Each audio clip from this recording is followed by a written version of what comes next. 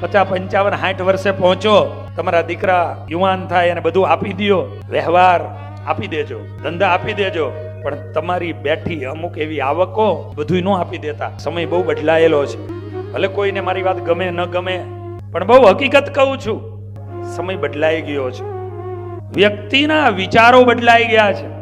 અને એટલા માટે વડીલોને એવું કહું છું કે તમારી છેલ્લી જિંદગીની અંદર તમે સોમાન ભેર જીવી શકો એ પ્રમાણેની આવકોનો સ્તોત્ર તમે જીવો ને ત્યાં સુધી રાખજો. એમાં મોહ ન રાખતા, એમાં બંધન ન રાખતા, પણ એ મળેલી જે આવક તમારા આત્માના કલ્યાણ માટે વાપરજો. તમારા શરીર, તમારા જીવન, તમારી દવાઓ, આખી જિંદગી આમ કર્યું હોય ને છેલ્લે આમ કરવાનો દાડો આવે ને, બહુ અઘરી વાત હોય છે.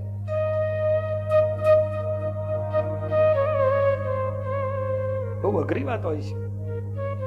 અને એટલા માટે કહું છું કે હર વ્યક્તિએ પોતાના છેલ્લા શ્વાસ સુધી અને કેવું કે ભાઈ હું ન હોય તેથી તારું જ છે ને, હું જે દિવસે ન હોઉં તે દિવસે તારું છે. માટે સમય પ્રમાણે, દેશકાલ પ્રમાણે શ્રીજી મહારાજે પણ શિક્ષાપત્રીમાં આજ્ઞા કરી છે. અત્યારનો દેશકાલ કંઈક અલગ પ્રકારે ચાલી રહ્યો છે.